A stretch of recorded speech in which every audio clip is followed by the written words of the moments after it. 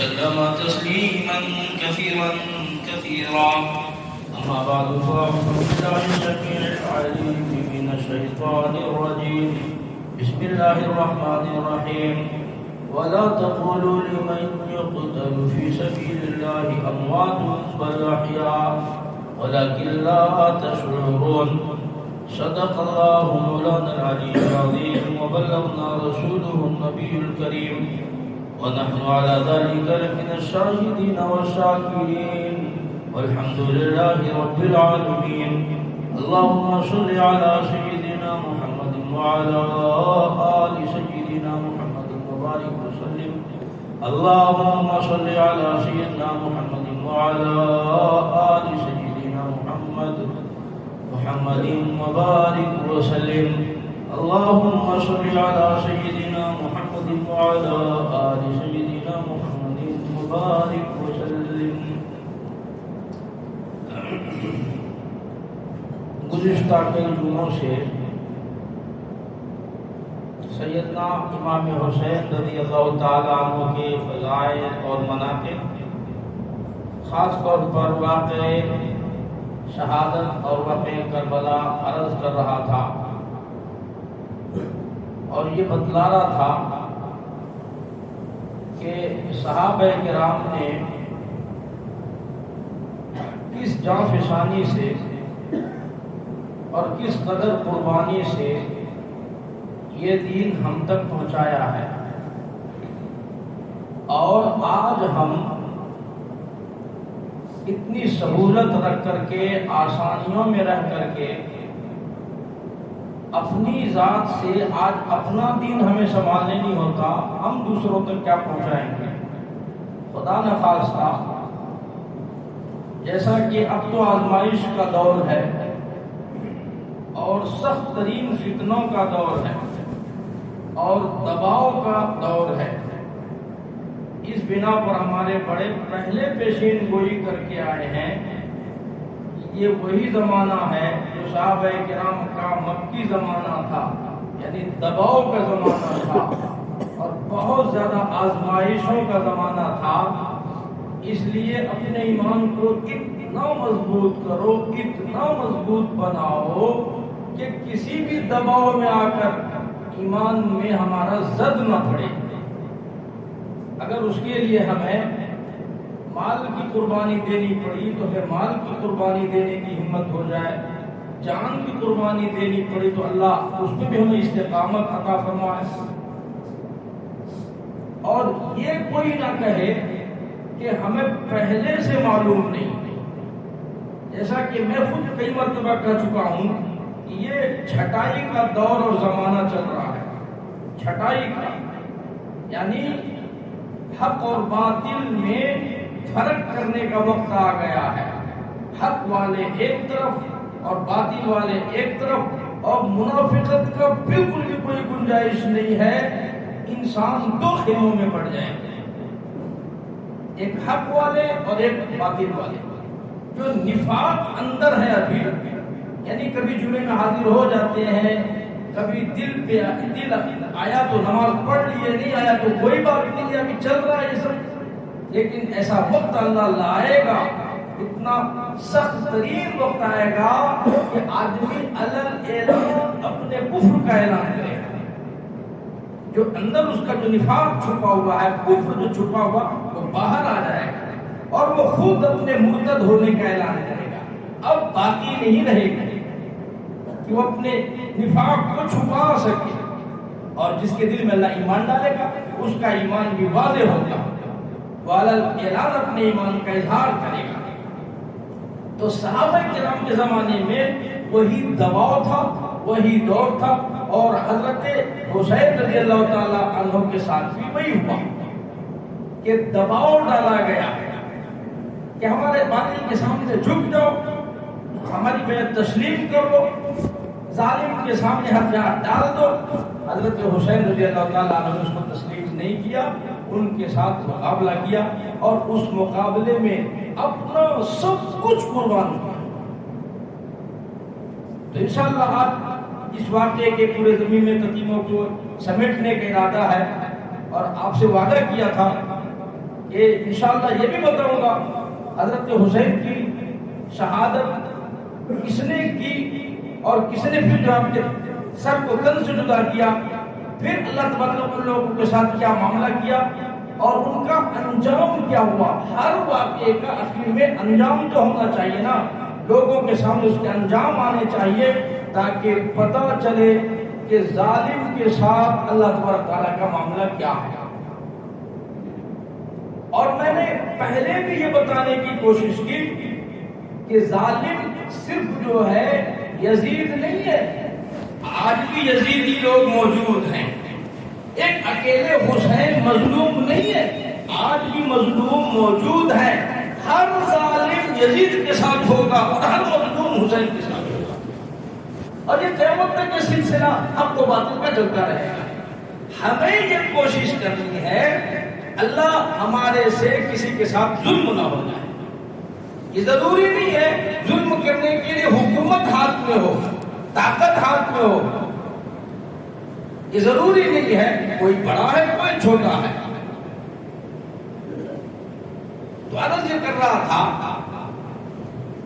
کہ سیدنا حسین رضی اللہ تعالی عنہ نے جب میں بتایا کہ 10 محرم کو حالات خراب ہوئے اور جنگ کی نوبت آ گئی، بے شمار صحابہ کرام شہید ہوئے، اس وقت بھی آپ کے سامنے آفر آیا کہ اب بھی تسلیم کرو۔ حضرت حسین نے کہا کہ نہیں، میں تب تک جھک کر کے جو ہے صلح نہیں کر سکتا، کسی کی بیعت نہیں کر سکتا، اس کے لیے چاہے کس قسم کی قربانیوں میں دینے تیار ہوں۔ یہاں پر ایک واقعے کو یاد رکھیے ذرا، میں نے گزشتہ دنوں کو بتایا تھا کہ جو کربلا کے میدان میں گھیر کر کے ان فوجیوں نے جو لائے تھے، پہلے ایک میدان میں، اس کے بعد پھر یہاں پر، اس وقت تک ان کے جو کمانڈر ان چیف تھے وہ حضرت حر تھے۔ اور جب میں یہ بتایا تھا کہ پیغام جب حضرت حسین نے دیا کہ بھائی ہماری ملاقات کراؤ، تو حضرت حر نرم طبیعت کے تھے، تو اس کو عبداللہ بن زیاد نے معذور کر دیا، ایک دوسرے کو کمانڈ بنا اور اس نے چڑھائی کر دی اور جنگ چھڑ گئی، جس پر حضرت حر بہت پریشان ہوئے، کیونکہ یہ بہت دور سے گھیر کر یہاں تک لائے تھے کربلا تک، اور یہی ان کا محاصرہ کیے ہوئے تھے۔ تو واقعات میں یہ لکھا ہے، کسی نے دیکھا کہ حضرت حر کی طبیعت بہت پریشان ہے، بہت بے قرار ہے اور کچھ سوچ رہا ہے، وہ بہت بے چینی کے عالم میں ہے۔ تو کسی نے پوچھا کہ حر کیا سوچ رہے ہو؟ اس نے کہا کہ جنت اور دوزخ کا انتخاب کر رہا ہوں، یہ الفاظ ہے، دیکھ رہا ہوں جنت کدھر ہے دوزخ کدھر ہے۔ کسی نے پوچھا کہ حر انتخاب کر چکے؟ تو حضرت حر نے جواب دیا، ہم انتخاب کر چکا ہوں۔ گھوڑے کو ایڑ لگائی اور سیدھے سیدنا حسین رضی اللہ تعالیٰ عنہ کے قدموں میں جا کے گر پڑے اور فرمایا کہ حسین مجھے معاف کر دو، پچھلی غلطیوں سے میں معافی چاہتا ہوں اور آئندہ میں آپ کے ساتھ ہوں۔ مجھے اندازہ نہیں تھا کہ معاملہ یہاں تک خراب ہو۔ حضرت حسین نے اس کو معاف کر دیا۔ بہت سارے لوگ تھے، بہت سارے احباب تھے جو جنگ نہیں چاہتے تھے اور وہ نمازیں حضرت حسین کے پیچھے پڑتی تھی، لیکن ظالم شقی بدبخت گورنر عبیداللہ بن زیاد تھا جو یہ نہیں چاہتا تھا کہ حسین یہاں سے کسی طرح بچ کر کے جائے۔ آج ان کا معاملہ صاف ہو جائے، آج یہ قصہ ختم ہو جائے۔ یہ لوگ پہلے سے اسی قسم کے حربے استعمال کیے، سیدنا عثمان غنی کی شہادت، سیدنا عمر فاروق کی شہادت میں، حضرت علی کی شہادت میں، حضرت حسن کی شہادت میں، یہ مستقل طور پر شروع سے کوئی جماعت تھی۔ یعنی یہ فتنہ حضرت عمر رضی اللہ تعالیٰ عنہ کی شہادت سے شروع ہو گیا، چنانچہ جب 10ویں تاریخ کو حالات بہت زیادہ گمبھیر ہوئے، میں نے آپ کو بتایا، ایک ایک نوجوان اٹھتے گئے اور میدان جہاد میں لڑتے گئے، لاشوں کا ایک ڈھیر لگ گیا، لاشوں کا ڈھیر لگ گیا۔ لیکن وہ چونکہ بہت زیادہ تعداد میں تھے، تقریباً 4000 کی تعداد میں فوج تھی، یا 70 یا 72 آدمیوں کی جماعت تھی، پوری جماعت کو لوگوں نے شہید کر دیا۔ اب تنہا سیدنا حسین رضی اللہ تعالیٰ عنہ بچے ہوئے، مستورات تھی، خواتین تھی، ایک ایک لاش کو حسین اٹھا کر کے لاتے اور مستورات میں تعلیم دیتے، مستورات کو تلقین فرماتے، یا ایھا الذین آمنوا استعینوا بالصبر والصلاۃ، جزا فضا نہیں کرنا، کپڑے نہیں پھاڑنا، اللہ کے حضور میں نماز سے، صبر سے اللہ سے مدد مانگو اور قبولیت کی دعا کرو۔ چنانچہ تاریخ میں لکھا کسی نے بھی جزا فضا نہیں کی۔ ارے حسین نے قرآن سمجھایا تھا ان کو حسین قرآن سمجھا دیتا، وَلَا تَقُولُوا، جو اللہ کے راہ میں شہید ہو گئے، انہوں نے سر دے دیا اس کو مردہ مت کو، یہ مردہ نہیں ہے، یہ تو اللہ کے دسترخوان پر جنتی کھانے کھا رہے ہیں، تو وہ کیوں کپڑے پھاڑیں گے، وہ کیوں ماتم کریں گے؟ آخر میں حضرت حسین کے پاس ایک معصوم سا بچہ علی اصغر بچا۔ مولانا کلام آزاد مرحوم رحمۃ اللہ علیہ لکھتے ہیں کہ سیدنا حسین رضی اللہ تعالیٰ عنہ کے بدن پر تقریباً 70 یا 80 کے قریب زخم لگ گئے، نڈھال تھے۔ چھوٹے بچے معصوم کو اٹھایا، علی اصغر کو، اور کہا کہ ظالم تمہیں ہم سے دشمنی ہوگی، یہ 6 مہینے کا معصوم بچہ ہے، اس کے لیے کچھ پانی دے۔ دشمن کی طرف سے تیر آیا اور بچے کے حلق سے نکل گیا۔ کتابوں میں لکھا سیدنا حسین کے خون کی چلو بھری اور آسمان کی طرف اٹھا کے پھینک کر کے کہا، میرے پروردگار نہیں دیکھ رہا 6 مہینے کے بچے کے ساتھ یہ کیا ہو رہا ہے؟ علماء نے لکھا ہے کہ اللہ تبارک تعالیٰ نے الہام فرمایا سیدنا حسین کے دل میں کہ حسین آپ کو مقام شہادت ملے، آپ کے خاندان کو مقام شہادت ملے، آپ کے خاندان کو نبوت ملے، سخاوت ملے، شجاعت ملے، بہادری ملے، مجھے ذرا اپنی توحید کا مسئلہ صاف کرنا ہے، سنو کان کھول کر، یہ ہے ہمارے کام کی بات۔ اللہ چاہتا اللہ دریا توڑ دیتا، اللہ چاہتا بارش برسا دیتا، جس طرح رام نگرم میں سیلاب آیا، اللہ چاہتا اسی طریقے سے سیلاب بھیج دیتا۔ جس جگہ علی اصغر کا خون گرا تھا، زمین پھٹ جاتی، چشمے جاری ہو جاتے۔ اگر حضرت اسماعیل علیہ السلام کی ایڑیوں کے رگڑ سے زمزم کا چشمہ جاری ہو سکتا ہے تو علی اصغر کا خون گھر سے گرا، وہاں بھی چشمہ جاری ہو سکتا تھا۔ لیکن اللہ نے فرمایا کہ حسین میرے توحید کا مسئلہ مجھے آج لوگوں کو سمجھانا ہے۔ امام الانبیاء محبوب کبریاء حضرت محمد مصطفیٰ صلی اللہ تعالی علیہ وسلم کی امت کو مسئلہ سمجھانا ہے، قیامت تک کے لوگوں کا عقیدہ بدلانا ہے، عقیدہ درست کرنا ہے، ایمان درست کرنا ہے۔ حسین تمہیں معلوم نہیں، تمہاری وفات کے بعد، تمہارے مرنے کے بعد لوگ حسین کو مشکل کشا کہیں گے، علی کو مشکل کشا کہیں گے، فاطمہ الزہرا کو مشکل کشا کہیں گے، حسن حسین کو مشکل کشا سمجھیں گے۔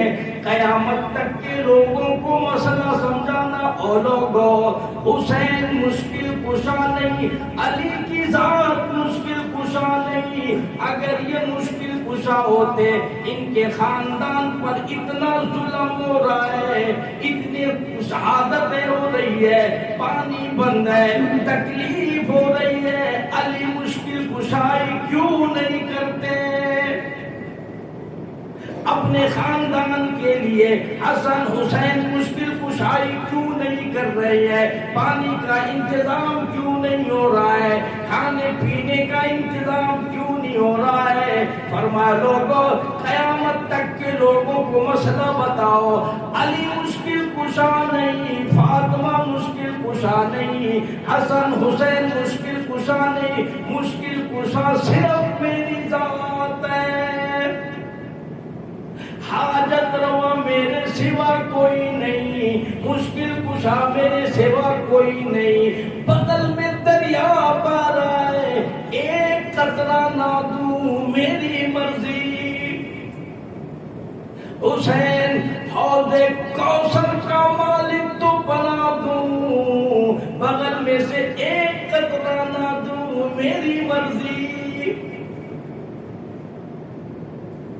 قیامت تک لوگ پڑھتے رہیں گے، واقعات سنتے رہیں گے، اپنے ایمان کو تازہ کریں گے اور سمجھ میں بات آئے گی پروردگار کے علاوہ کائنات میں کوئی مشکل کشا نہیں، کوئی حاجت روا نہیں۔ خدا کی قسم جب حسین مشکل کشا نہیں، علی مشکل کشا نہیں، فاطمہ الزہرا مشکل کشا نہیں، میں کیا بتلاؤں؟ آج کیوں دوسری دربار میں جا کر کے چکر لگاتے ہو، حاجتیں مانتے ہو، منتیں مانتے ہو؟ شرم کرو، حیا کرو، ادھر مشکل کشا علی حسن حسین کو بھی مانتے ہو اور ادھر غیروں کے دربار میں چکر لگاتے ہو۔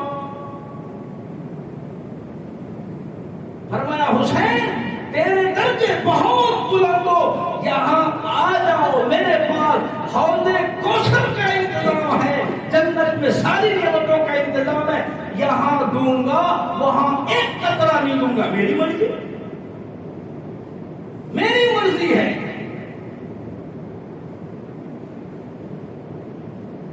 سیدنا حسین رضی اللہ تعالیٰ عنہ نے تلقین فرمائی، 70-80 کے قریب بدن پر زخم ہے، نڈال ہے،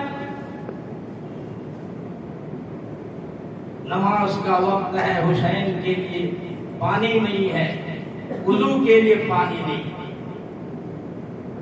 حسین نے تیمم کر کے نماز ادا کی، میدان کربلا میں حسین اپنی نماز قضا نہیں کرتے، اسی کہتا کہ تیمم خاک سے ہوئے، تیمم خاک سے ہوئے، لہو سے غسل سید ہو، لبے دریا پیاسوں کی شہادت ہو تو ایسی ہو، علی بابا نبی نانا شرافت ہو تو ایسی ہو، پڑھو ہر دم درود ان پر شجاعت ہو تو ایسی ہو۔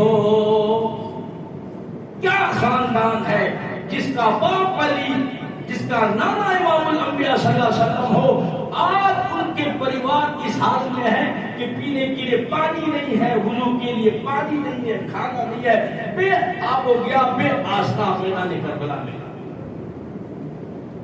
اللہ کی ذات بڑی بے نیاز ہے۔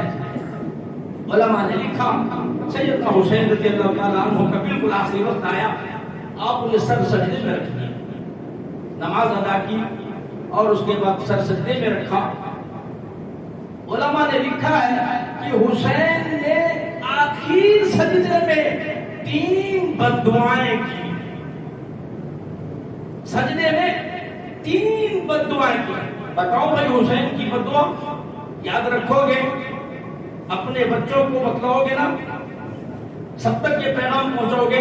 حسین نے سر سجدے میں سب کچھ اللہ کے راستے میں دے دیا، بیوی نہیں، بچے نہیں، خاندان نہیں، قبیلہ نہیں، کنبہ نہیں، وطن نہیں، گھر نہیں، دولت نہیں۔ آج حسین ساری دنیا اللہ کے راستے میں سب کچھ دینے کے بعد اخیر میں جو یہ جان تھا، جسم تھا، سر تھا، وہ بھی سجدے میں رکھ دیا۔ مظلوم ہے حسین۔ سیدنا حسین رضی اللہ تعالیٰ عنہ نے 3 بددعائیں کر دی، 3 بددعائیں دے دی۔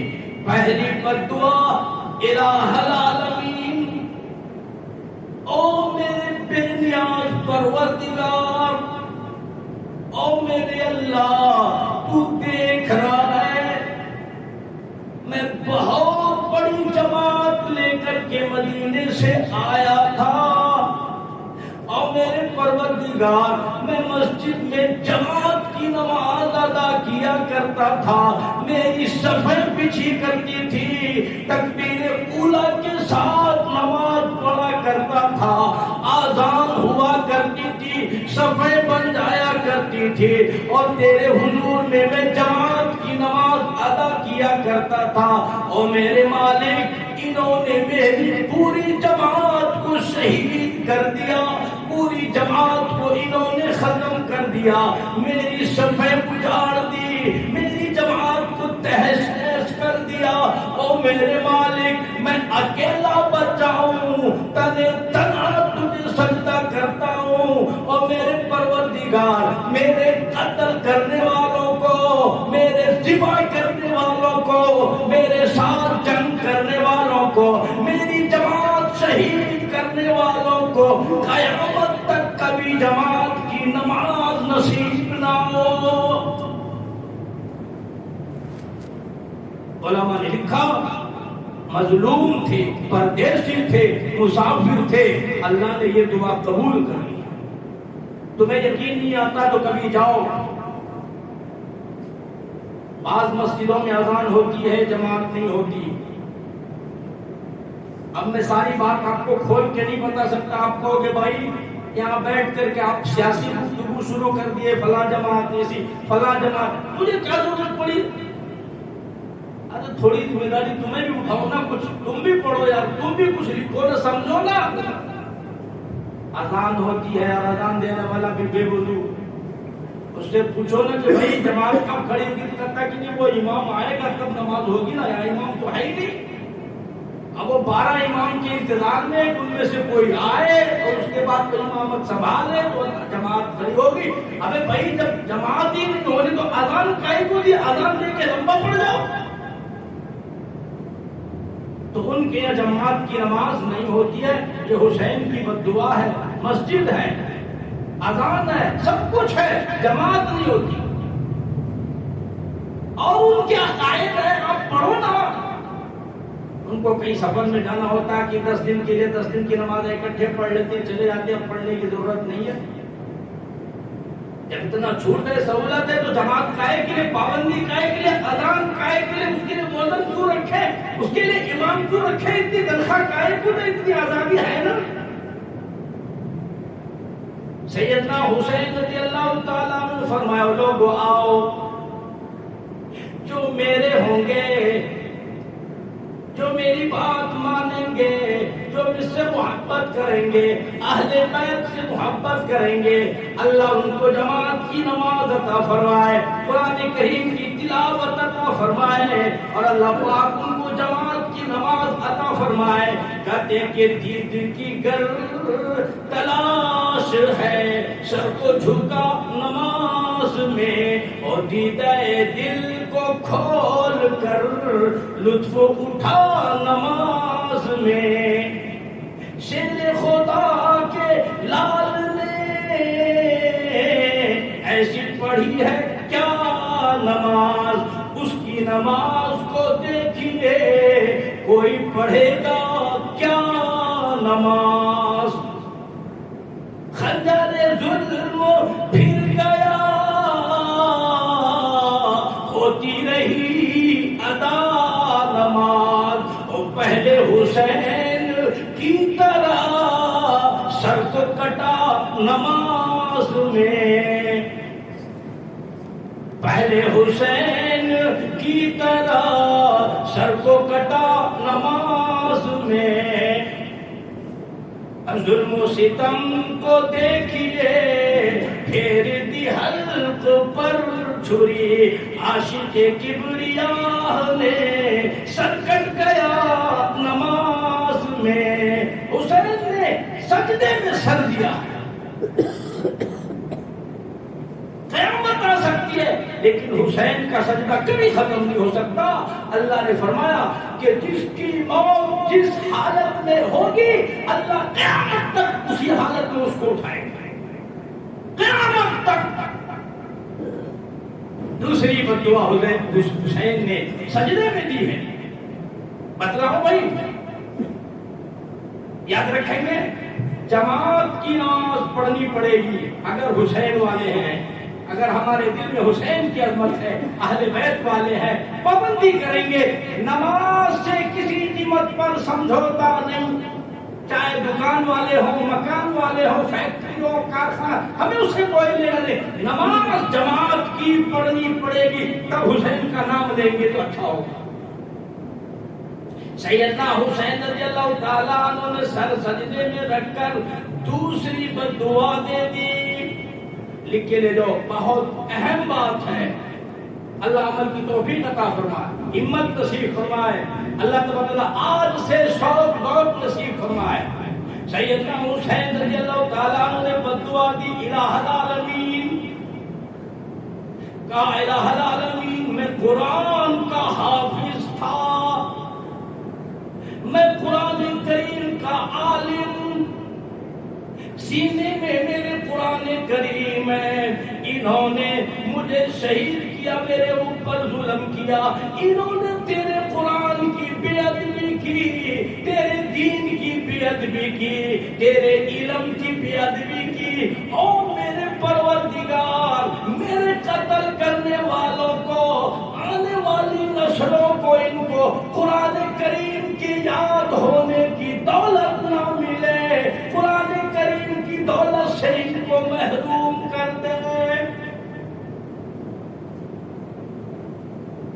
آپ ڈھونڈو، پھرو، تلاش کرو، ان لوگوں میں حافظ قرآن نہیں ہے، یہ بھی نہیں بتلاؤں گا میں آپ کو، آپ ڈھونڈو، سنیوں میں حافظ ہے، بریلیوں میں حافظ ہے، دیوبندیوں میں حافظ ہے، اہل حدیث میں حافظ شیعہ، وہ آپ تلاش کرو کن لوگوں میں حافظ قرآن نہیں ملتا، ان پر حسین کی لعنت اور بددعا ہے۔ پورا ملک ہے ان کے قبضے میں، پوری حکومت ہے، طاقت ہے، قوت ہے، پورے ملک میں حکومت نے ایڑی چوٹی کا زور لگایا، اس کے باوجود ایک بچے کو بھی وہ حافظ قرآن نہیں بنا سکے۔ حسین نے فرمایا جو میرے ماننے والے ہوں گے آؤ، اللہ ان کے بچوں کو قرآن کریم کی نعمت عطا فرمائے، قرآن کریم کی یاد ہونے کی دولت عطا فرمائے، اللہ ان کے بچوں کو مالا مال فرمائے۔ اپنے بچوں کو قرآن پڑھاؤ، قرآن یاد کرو، یاسین یاد کرو، سورہ واقعہ یاد کرو، صبح شام تلاوت کرنے بولو، ایک پارا آدھا پارا روزانہ تلاوت کا معمول گھروں میں بناؤ۔ حسین نے فرمایا میرے ماننے والے قرآن پڑھیں گے۔ تیسری بددعا سیدنا حسین رضی اللہ تعالیٰ عنہ نے فرمایا الہ العالمین، انہوں نے مجھ کو بھی پیاسا رکھا، میرے بچوں کو بھی پیاسا مارا، میرے ماننے والوں کو پیاسا تڑپا کر شہید کر دیا، پرواہ نہ کی، بغل میں دریائے فرات بہ رہا تھا، ایک قطرہ نہیں دیا۔ او میرے مولا، میرے قتل کرنے والوں کو کل قیامت کے دن حوض کوثر میں سے ایک قطرہ نصیب نہ ہو۔ یہ مرنے کے بعد دیکھ لیں گے، حضور فرماتے ہیں میری امت کے لوگ آئیں گے، میرے نام لینے والے آئیں گے، حوض کوثر کے صف میں ہوں گے، اور فرشتے ان کو دھرے مار کر کے الگ کریں گے، خبردار ہٹو ادھر آنا نہیں، کرنا نہیں، دکھنا نہیں تو۔ حضور فرمائیں گے نا یہ تو میری امت معلوم ہوتی، آنے دو۔ فرشتے عرض کریں گے الہ العالمین یا رسول اللہ صلی اللہ علیہ وسلم، آپ کو نہیں معلوم آپ کے مرنے کے بعد، وفات کے بعد آپ کے دین میں ان لوگوں نے ایسی بدعت نکالی، ایسے شرک نکالے، ایسا رسم و رواج نکالا، پورا دین کا حلیہ بگاڑ دیا، پہچاننا مشکل ہو گیا تھا کہ مسلمان کون ہے، کافر کون ہے، اسلام کیا ہے اور کفر کیا ہے۔ ان لوگوں نے ایسا عہدہ مچایا، اس لیے یہ آپ کی امت نہیں، یہ آپ کے تو دشمن ہے۔ حضور غصے سے سرخ ہو جائیں گے، لال ہو جائیں گے اور کہیں گے دفع کرو ان لوگوں۔ اس لیے کوئی شرک و بدعت نہیں، محرم میں کوئی رسم و رواج نہیں، کوئی کسی قسم کا بدعت نہ، شریعت اور سنت پر عمل کرو ورنہ حوض کوثر سے محروم کر دیے جاؤ گے۔ سر سجدے میں رکھا، سمر دل جوشن آگے بڑھا، بدبخت لعین نے سر کو تن سے جدا کر دیا۔ شہداء کے لاشوں کا کوئی انتظام نہیں، کوئی بندوبست نہیں، گھوڑوں سے رون دیا گیا، خیمے جلائے گئے، عورتوں کو باندی بنایا گیا، قیدی بنا دیا گیا، اونٹوں پہ ڈال دیا گیا، اور ظلم کرنے والوں کی پیاس نہ بجھی، حسرتیں پوری نہیں ہوئی، آرزویں پوری نہیں ہوئی، انہوں نے سر کو تن سے جدا کرنے کے بعد سیدنا حسین کے سر کو نیزے پہ لٹکایا اور وہاں سے لے کر کے چلے کربلا سے عبید اللہ بن زیاد کے دربار میں۔ یہ سب چل رہا ہے، خود مارنے والے ہائے ہائے کر رہے ہیں، خود مارنے والے ماتم کر رہے ہیں، خود مارنے والے پریشان ہیں۔ دل کبھی بھی غلط کام کا مشورہ نہیں دے سکتا نا۔ یہ سر یزید عبداللہ بن زیاد کے دربار میں پہنچا، گورنر کوفہ تھا، نشے میں چور تھا، یہ ہماری جیت ہو گئی، ان کی ہار ہو گئی، اور یہ سب کے سب ہمارے پاس قیدی ہیں، بندی بن کر کے ہیں۔ اس کے ہاتھ میں ایک چھڑی تھی، وہ ظالم اٹھا اور اٹھنے کے بعد سیدنا حسین رضی اللہ تعالیٰ عنہ کے سر کے پاس پہنچا، لبوں پہ چھڑی ماری اور اس کے بعد کہنے لگا مزہ آ گیا، حکومت مانگنے آئے تھے، تمہاری شکست ہوئی، میری فتح ہوئی، میری جیت ہوئی۔ مجلس میں حضرت انس بن مالک رضی اللہ تعالیٰ عنہ صحابی موجود ہے، بوڑھے صحابی ہے، 110 سال کی عمر پائی ہے، بڑی لمبی عمر پائی ہے۔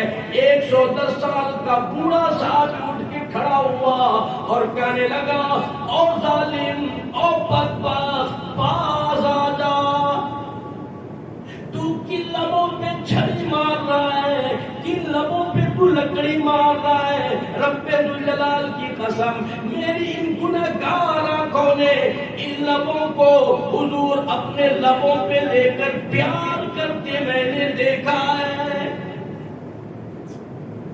تو کہنے لگا، تیرے بڑھاپے کا لحاظ کرتا ورنہ تیرا بھی اسی طرح سر قلم کر دیتا۔ صاحب اٹھ کے چلے گئے، اعلان تھی، جب تو نے نواسے رسول کا احترام نہیں کیا، میرا کیا احترام کرے گا؟ جب اللہ کے رسول صلی اللہ علیہ وسلم کے نواسے کا تیرے پاس احترام، تو میری کیا حیثیت ہے؟ اٹھ کے چلے گئے۔ یہ سر بازاروں میں گھوم رہا ہے، چل رہا ہے۔ جو لکھا کہ چلتے چلتے ایک گھر میں سے آواز آئی قرآن کریم پڑھنے کی، کوئی قرآن پڑھنے والا پڑھ رہا تھا، ام حسبت ان اصحاب الکہف والرقیم کانوا من آیاتنا عجبا۔ علماء نے لکھا، سر حسین میں سے آواز آئی، حالی عجب منہ، دیکھ میرا حال تو اصحاب کہف سے بھی زیادہ عجیب ہو گیا ہے، اصحاب کہف سے بھی میرے حالت اس سے زیادہ عجیب ہے، دیکھنے لائق ہے کہ دیکھو شہادت کے بعد بھی سکون نہیں ہے۔ یہ سب کے سب کیوں ہوا؟ حکومت کے نشے کی وجہ سے ہمیں دولت ملے گی، اقتدار ملے گا، ہمیں جو ہے بڑے بڑے انعام ملیں گے، سونا ملے گا، چاندی ملیں گے، ہیرے جواہرات ملیں گے۔ ارے ظلم کر کے ہیرے جواہرات جمع کرنے والے، آخر تم کب تک اس کو کھاؤ گے، کب تک استعمال کرو گے؟ یہ سب کوفے سے بغداد پہنچا یزید کے دربار میں، اخیر میں یزید کے دربار میں، یزید کے دربار میں جب پہنچا تو علماء نے لکھا ہے کہ اس نے دکھاوے کے لیے یا اپنی خفت بچانے کے لیے، عزت بچانے کے لیے، اپنے آپ کو لوگوں سے چھپانے کے لیے، جس طرح سے اس نے عبید اللہ بن زیاد کو تھوکا کہ تم نے غلط کام کیا، ظلم کیا، تم نے بہت برا کیا، یہ اچھا نہیں، وغیرہ وغیرہ جو کچھ بھی ہوا، اپنی حکومت بچانے کے لوگوں کے سامنے اچھا بننے کے لیے اس نے عبید اللہ بن زیاد کو تھوکا اور اس کے بعد عورتوں کے ساتھ اچھا سلوک کیا، کھانا کھلایا، پانی پلایا، کئی دن تک ان کو مہمان رکھا۔ اس کے بعد کہا کہ جاؤ اپنے شہر مدینے میں چلے جاؤ، کچھ ان کو ہدیہ تحفہ وغیرہ بھی دیا۔ ایک بچہ خالی بچا ہوا تھا، پوری جماعت شہید ہو گئی تھی، وہ حضرت امام زین العابدین رضی اللہ تعالیٰ عنہ تھی۔ وہ بیمار تھی پہلے سے۔ عبید اللہ بن زیاد کی نظر پڑ گئی امام زین العابدین پر۔ امام زین العابدین پر جب نظر پڑی تو عبید اللہ بن زیاد کی، اس نے کہا بھائی خاندان نبوت تو ختم ہو گیا، اس بچے کو تم نے کیوں چھوڑا؟ لاؤ تلوار، اسے بھی شہید کرو، اس کی بھی گردن الگ کرو۔ اللہ اکبر کبیرہ، یہ حالت ہے، صرف خواتین ہے، اس کے باوجود خواتین عبید اللہ بن زیاد کے پاؤں نہیں پکڑتی، منت نہیں کرتی۔ خدا کی قسم، سیدہ سکینہ رضی اللہ تعالیٰ عنہ اٹھی، فاطمہ الزہرا کی بیٹی، مصلی بچھایا، پروردگار کو کہنے لگی او میرے پروردگار، جو ہوا سو ہوا، امام زین العابدین کی زندگی تجھ سے مانگتی ہوں۔ فرمایا ولو بارز الذین قتلوا، اور میرے اللہ امام زین العابدین کی زندگی مانگتی ہوں، عبید اللہ بن زیاد کے ظلم سے اس بچے کو محفوظ فرما۔ چنانچہ بہت کوشش کیا اس نے، لیکن امام زین العابدین کو شہید نہیں کر سکا۔ یہ بچہ بیمار کسی طریقے سے نکل پڑا۔ مدینے جانے لگ گئے، یزید نے کچھ ہدیے تحفے دیے اور خادم دیے کہ جاؤ ان کو مدینے چھوڑ کر کے آ جاؤ۔ انہوں نے راستے میں نمازیں پڑھوائی، وضو کرائے، کھانے کھلائے، جس طرح سے بھی وہ خدمت کی خاندان نبوت کی، اور مدینے پہنچائے۔ جب یہ قافلہ مدینہ واپس آیا، پورے مدینے میں کوہرام مچ گیا۔ اللہ اکبر، گیا تھا اتنا بڑا قافلہ، سب شہید ہو گئے، صرف خواتین آئی۔ سیدہ زینب وہاں سے دوڑی اپنے نانا کی طرف۔ اس کے بعد وہ خادم جو تھا، اس کو سونے کے اپنے کنگن اتار کر کے اس خادم کو دیا، لو بھائی یہ تیرا انعام ہے، تم نے ہمیں نمازیں پڑھائی، وضو کرائے، خدمت کی، یہ تیرا انعام ہے۔ وہ خادم بڑا ہوشیار تھا، وہ کہنے لگا کہ سکینہ انعام تو لوں گا ضرور، چھوڑوں گا نہیں۔ سکینہ بہن سونے کا انعام لوں کل ختم ہو جائے گا، چاندی کا انعام لوں گا آج ختم ہو جائے گا، ہیرے جواہرات روپے پیسے کا انعام لوں گا پرسوں ختم ہو جائے گا، انعام لوں گا ضرور، چھوڑوں گا نہیں۔ او فاطمہ کی بیٹی، او حسن حسین کی بہن، چل اپنے نانا کے قبر میں کھڑی ہو کر کے آج وعدہ کرو، کل قیامت میں جب میری بدعمالی مجھے پھنسائے گی، میری بدعمالی مجھے گھیرے گی، اپنے نانا سے کہلوا کر میری شفاعت کرا دینا۔ کتنی اچھی چیز پسند کیا محافظ قافلہ نے، آخرت کے لیے مرا، دنیا کے لیے نہیں مرا۔ ہم جیسا کوئی نہیں تھا، ورنہ فوراً کہتا سید کے گھر کا تبرک ہمیں تو ضرور چاہیے۔ سید امام زہری رحمۃ اللہ علیہ فرماتے ہیں، ہماری مجلس چل رہی تھی اور بات چل رہی تھی کہ قاتلان حسین کا برا انجام تھا، جن لوگوں نے بھی اس میں شریک ہوئے، اس مجلس میں، اس قتل میں، سب کی موت بری ہوئی۔ ایک بڈھا اٹھ کے کھڑا ہوا ہماری مجلس سے، جس کے منہ میں دانت نہیں، پیٹ میں آنکھ نہیں تھا، وہ کہنے لگا دیکھو جی میں بھی تو یزید کی فوج میں تھا، آج تک میرا تو کچھ نہیں بگڑا، میرا تو کب کچھ نہیں ہوا۔ اتنا کہتے ہی وہ چراغ ٹمٹمانے لگا، بجھنے لگا۔ کسی نے کبھی چراغ درست کرو، پہلے وہ گیا چراغ درست کرنے کے لیے، ٹھیک کرنے کے لیے، آستین میں سے آگ پکڑا، پورے بدن کو اسی وقت لپیٹ لیا، اب بجھانے کی کوشش کی، سمندر میں ڈال دیا گیا اسے، لیکن وہ آگ پھر بھی نہ بجھی، آخرکار وہ جہنم میں پہنچ گیا۔ ظلم کی آگ کبھی نہیں بجھتی۔ حسن رضی اللہ تعالیٰ فرماتے ہیں، میں صحرا میں گزر رہا تھا، ایک آدمی کو دیکھا بھیک مانگا، وہ ہاتھوں سے پیروں سے معذور تھا، تو میں دیکھ کر پریشان، اللہ اتنی تکلیف، تو میں نے اس سے پوچھا کہ یہ حالت تیری کیسی ہوئی؟ تو اس نے کہا کہ میں نے حضرت حسین رضی اللہ تعالیٰ عنہ کو اسی ہاتھ سے میں نے گردن پر وار کیا تھا، انہوں نے بددعا کی تھی کہ میرے شہید کرنے والوں کا برا انجام، میں اس دن سے آج تک اپنے جہنم میں جانے کا صرف انتظار دیکھ رہا ہوں، مغفرت تو نہیں ہو سکتی ہے، اس زندگی کو دیکھ رہا ہوں، سیدھا جہنم میں جانا اس سے پہلے کچھ نہیں ہو سکتا۔ اسی لیے جن لوگوں نے ظلم کیا وہ خسر دنیا والآخرہ ہوئے، اور جنہوں نے اللہ کے نام پر قربانی دی، اللہ تبارک تعالیٰ نے ان کو اونچا مقام عطا فرمایا ہے، اللہ تبارک تعالیٰ نے ان کو حوض کوثر پر سب کچھ کا انتظام کر دیا ہے۔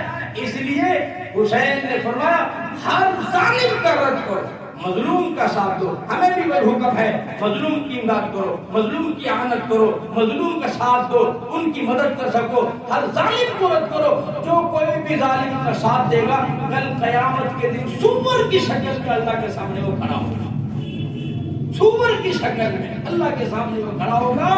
ظلم کی ٹہنی، ظلم کی سزا اس دنیا میں بھی ہے اور مرنے کے بعد بھی اس کی سزا ہے، دونوں جگہ پہ ہے۔